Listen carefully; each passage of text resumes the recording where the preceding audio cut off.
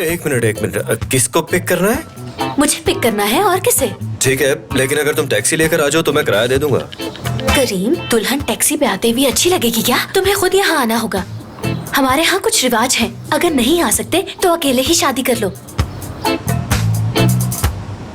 मुसीबत ही है ये यार।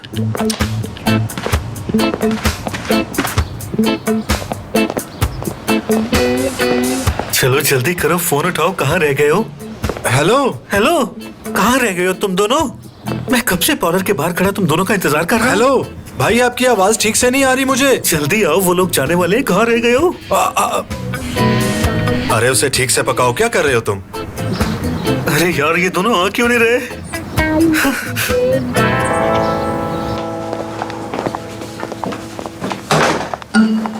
ये तुम क्या कर रहे हो समीर? बहुत गर्मी लग रही है, अजीब सा महसूस हो रहा है। ऐसे लग रहा है जैसे पूरे जिस्म में आग लगी हुई है। कुछ नहीं होगा तुम्हें, इस तरह करना बंद करो, अजीब लग रहा है। अगर तुमने दोबारा ऐसा किया तो मुझसे बुरा कोई नहीं होगा, समझे? अब जल्दी से बाहर आ जाओ। ओह, अब तो बारिश भी शुरू हो गई है।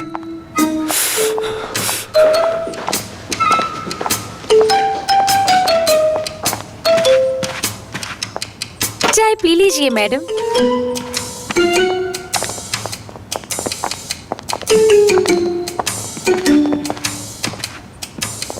खालदा आंटी, मैं और समीर पार्लर जा रहे हैं, आप चाहे तो साथ चल सकती हैं। नहीं, तुम जाओ, मुझे कोई लंबी चौड़ी तैयारी नहीं करनी।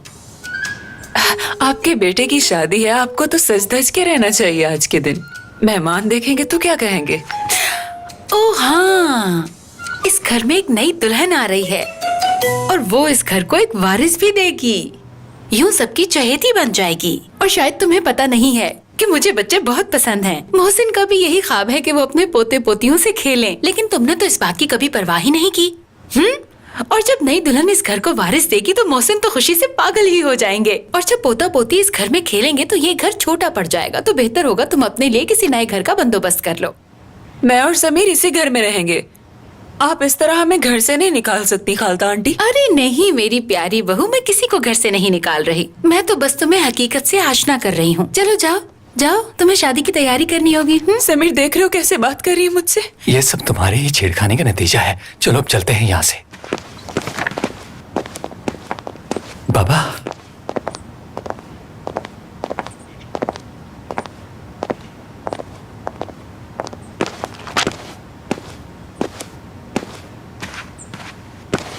क्या कह दिया तुमने बहू से? बेचारी रो रही थी। अगर वो अपनी फजूल बातों से मेरा दिमाग खराब करेगी तो फिर ऐसा ही होगा। अम्मी ये नहीं करना, अम्मी वो नहीं करना। चलो आओ बाहर चलकर तैयारियां देख लें। शादी में वक्त बहुत कम है, किसी भी चीज की कमी नहीं रहनी चाहिए। एक बात बताऊं मोहसिन, कल रात मैंने करीम के बारे में एक बहुत बुरा ख्वाब देखा। मैंने देखा कि शादी के बाद वो बर्बाद हो गया है, वो किसी काम का नहीं रहा।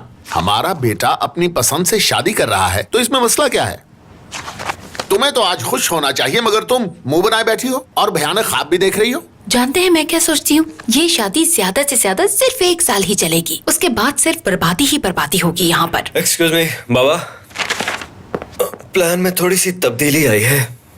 क्या आप ड्राइवर को भेज देंगे, वो जरा दुल्हन को पिक करके यहाँ ले आएगा। कुछ गलत कहा मैंने? देख ले मोहसिन, इसका तो अभी से ये हाल है। पहले मैंने 1 साल का कहा था, अब सिर्फ 6 महीने। सिर्फ 6 महीने। तुम्हारा दिमाग तो खराब नहीं हो गया? हमेशा दुल्हा दुल्हन को लेने जाता है। अच्छा चलो अब जल्दी से तैयार हो जाओ और फुरकान से भी कहो कि जल्दी तैयार हो जाए, हम सब जाएंगे दुल्हन को लेने। समीर और हुरिया को देखो कब से तैयार होकर बैठे हैं शादी के लिए। क्या तुम हमारे साथ चलोगी दुल्हन के घर? आपको लगता है? और रास्ते से कुछ फूल और चॉकलेट्स ले लेंगे, क्योंकि खाली हाथ जाना अच्छा नहीं लगता। वहाँ जाके सब में बांट देंगे। बाबा चावल पका के ले जाएं। तुम तो रहने ही दो इन बातों को। बच्चे चॉकलेट्स उठा उठा के खाएंगे, ना कि चावलों को।